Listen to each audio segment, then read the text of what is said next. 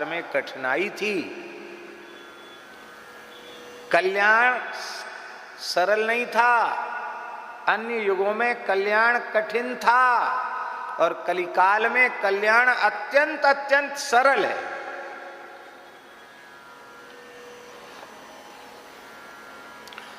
भगवान ने अपने को मुफ्त में बांटने की घोषणा कर दी कि तुम चाहो तो हमको मुफ्त में बांट दो। इतना सस्ता कर दिया भगवान ने।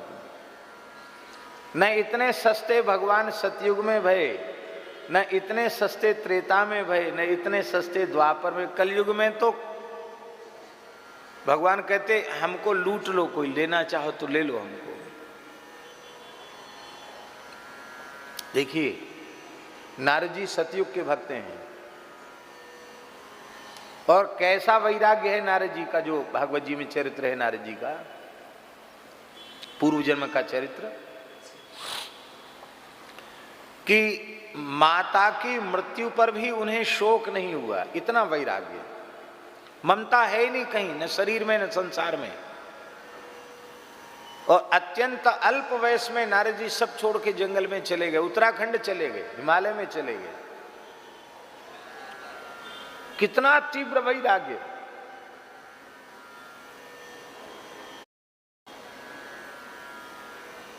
और केवल जल पी रहे हैं, कुछ खा नहीं रहे हैं। वहां बैठकर ध्यान करने लगे तो भगवान ने अपनी मंगलमयी छवि उनके ध्यान में प्रकट कर दी। और अभी वो तृप्त नहीं हो पाए थे, इसी बीच में भगवान अंतर्धान हो गए। नारद जी बालक तो थे ही, बाला नाम रोदनम बलम। नारद जी बहुत रोए। तब आकाशवाणी हुई कि वत्स नारद, इस समय तुम्हें मेरा इतना ही साक्षात्कार हो सकेगा, इससे अधिक नहीं। क्योंकि जिनका अंतःकरण अभी पूरी तरह कषाय से मुक्त नहीं हुआ है,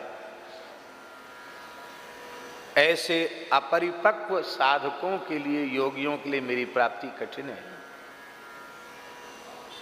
तो जब कठिन है तो दर्शन ध्यान में क्यों दिया? बोले कहीं तुम हताश निराश न हो जाओ, तुम्हारी साधना में और तीव्र लगन बढ़ जाए, इसके लिए मैंने थोड़ा लालच दिया है, एक झलक दिखा के। लेकिन अब इस शरीर से तुम साधन करते करते इस शरीर की अवधि को पूर्ण करो, और फिर द्वारा जब तुम्हारा ब्रह्मा जी के मानस पुत्र के रूप में जन्म होगा अगली सृष्टि में, तो फिर तुम मेरे प्रिय पार्षद बनोगे। इतना लंबा प्रतीक्षा का अवसर भगवान ने सतयुग के भक्त नारद जी को दिया, जिनका ज्ञान वैराग्य भक्ति इतनी परिपक्व है। आप एक भी भक्त का उदाहरण खोज के बताओ जो कलयुग में भगवान ने कहा हो कि अभी तुम अधकचरे हो, अभी तुम्हारा ज्ञान पका नहीं, तुम्हारी भक्ति परिपक्व हुई नहीं, तुम्हारे मन में वैराग्य तो है ही नहीं, और तुम हमारा दर्शन करना चाहते हो। अरे भाई ये तो बहुत कठिन है। चलो कोई बात नहीं, अगले कल्प में, नारद जी को अगले कल्प में, युग भी नहीं कहा, अगले कल्प में तुम्हें हमारा दर्शन होगा। भगवान यहां यही कह दें कि 10 जन्म बाद तुमको हमारा दर्शन हो जाएगा, तो लोग तो भजन करना ही छोड़ देंगे।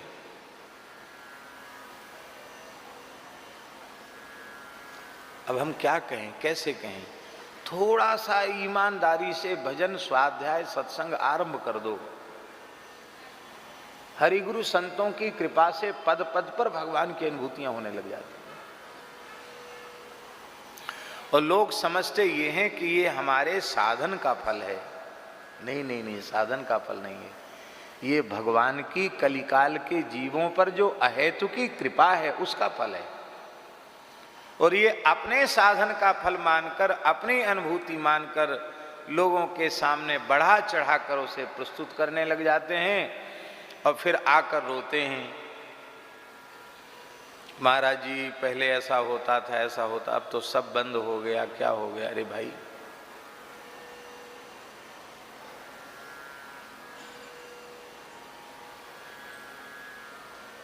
कितने जल्दी भगवान अनुभूतियां कराते हैं, हम कह नहीं सकते।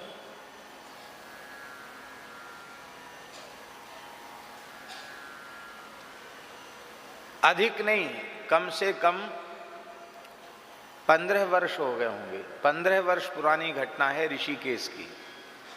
नारायण जी बैठे हैं, ऋषिकेश की घटना है। स्वर्गाश्रम की कुटियां हैं, उनमें साधु संत रहते हैं भजन करने वाले।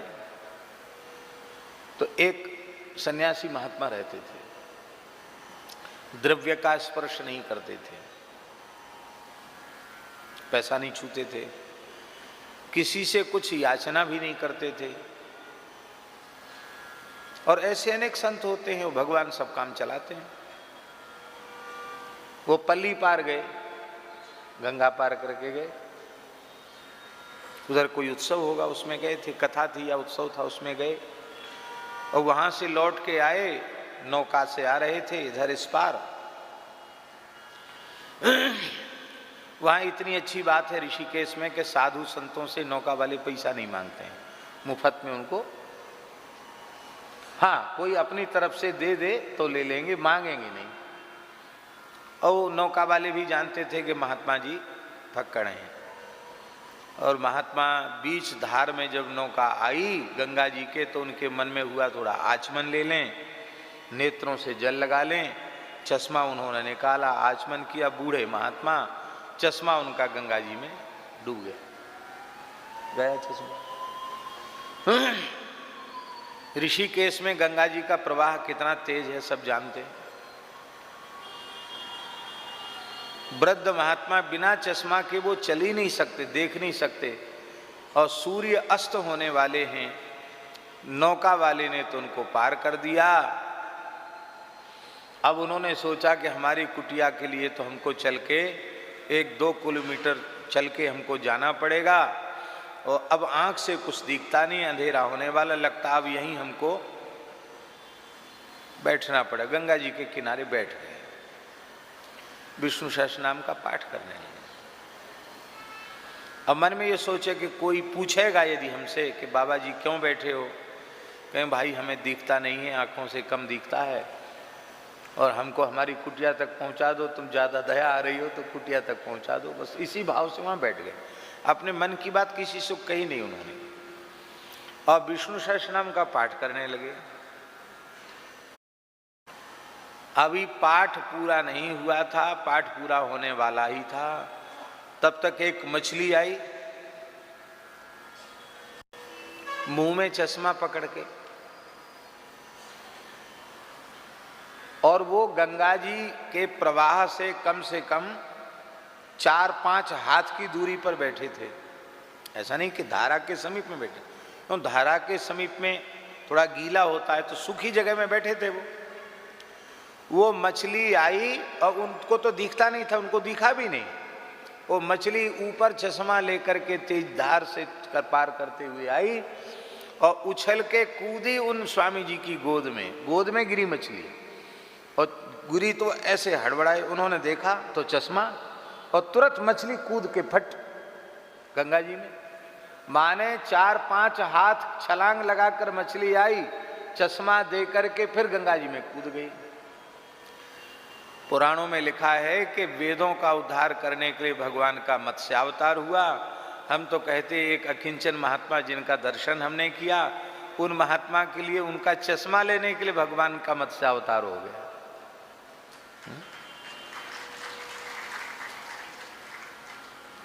ऐसी कितनी घटनाएं।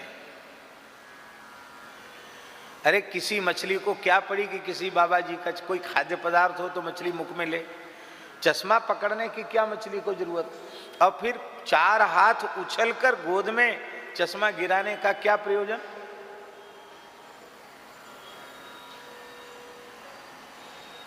आप केवल भगवान के सहारे हो जाओ, क्षण क्षण में आपको भगवान अपनी कृपा का अनुभव कराओगे।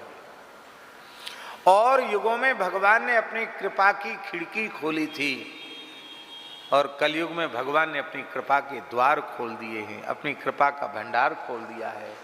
इसलिए नाभाजी का महावाक्य है, और युगनते कमल नयन कलयुग बहुत कृपा करी। अन्य युगों की अपेक्षा कलयुग में भगवान ने जीवों पर विशेष कृपा की है।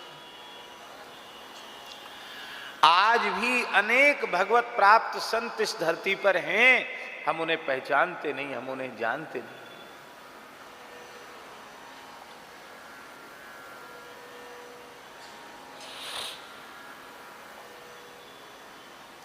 इसी कलयुग में भक्तराज नरसिंह मेहता को 52 बार भगवत साक्षात्कार हुआ। कितनी बार? 52 बार। आप सोचिए, सतयुग में बता दो, 10-20 बार भी बता दो। इसी कलिकाल में महाराष्ट्र के परम भक्त संत नामदेव जी महाराज को 56 बार भगवत साक्षात्कार हुआ। 50 और 6, 56 बार।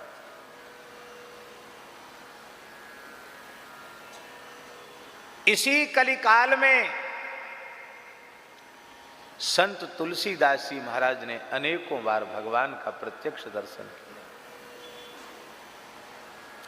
कितने संतों को गिनाए। मीरा जी को तो अपने बचपन में ही, विवाह के पहले ही भगवत साक्षात्कार हो गया।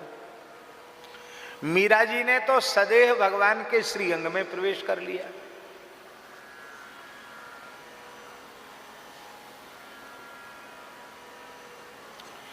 कितने भक्तों का स्मरण करें हम। भगवान कलयुग में सस्ते हो गए। पर बड़े दुख की बात है, भगवान इतने सस्ते हो गए फिर भी हम भगवान को भजते नहीं। और सुन लीजिए, पुराणों में लिखा है सतयुग में 12 वर्ष तक कठोर तप करने से जो पुण्य मिलता था, वह त्रेता में केवल 12 महीने का साधन करने से प्राप्त हो जाता। सतयुग में 12 वर्ष तक कठोर तप करने से जिस फल की प्राप्ति होती थी साधकों को, वह फल द्वापर में, त्रेता में 12 महीना साधन करने से प्राप्त हो जाता।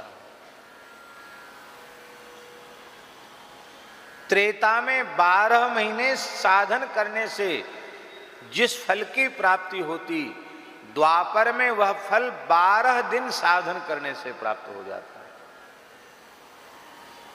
बोले कलयुग में, कहते कलौ तदहो रात्रम। व्यासी कहते हैं सतयुग के 12 वर्ष, त्रेता के 12 महीना और द्वापर के 12 दिन का फल कलयुग में 24 घंटे में प्राप्त हो जाता है।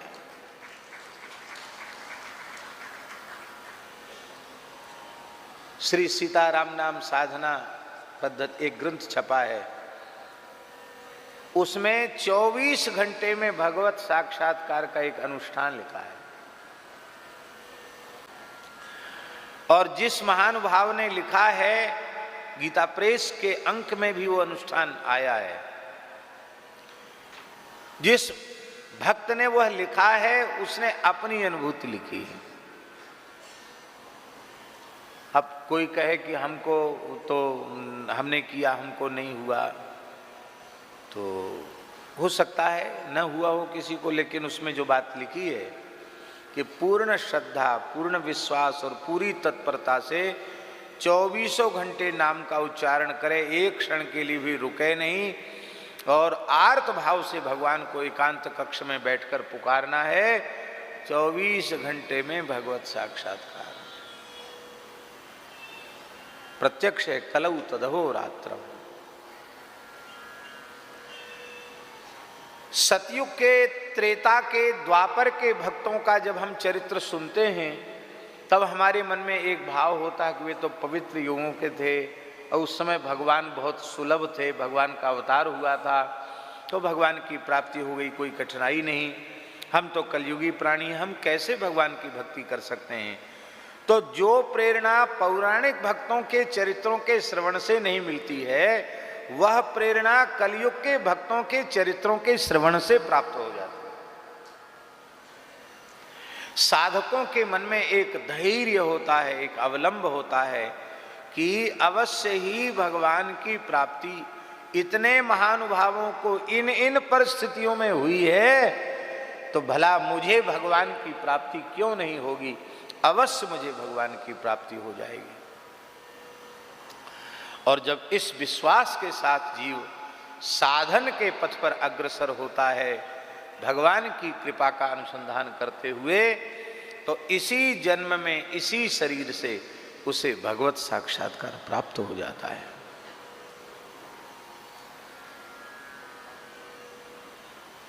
शेठ जी, परम श्रद्धे शेठ श्री जयदयाल गोयनका जी, किस आयु में उन्होंने प्रथम भगवत साक्षात्कार हुआ, बताइए आप।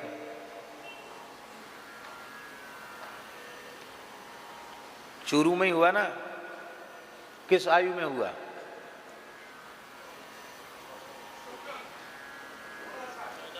नहीं, 22 वर्ष की आयु थी उनकी, 22 वर्ष की आयु थी। पर वे निष्काम साधक थे, उन्होंने भगवान का दर्शन भी नहीं चाहा था, पर भगवान उनकी निष्कामता पर रीझकर उनके सामने प्रकट हो गए। भाई जी को दर्शन हुआ। मेरे अपने विश्वास के अनुसार स्वामी जी को भी भगवत साक्षात्कार हुआ। भले ही उन्होंने किसी के सामने प्रकाश न किया हो, पर भगवत प्राप्त संत का जो स्वरूप है, संत के जो लक्षण है, वे लक्षण स्वामी जी में थे।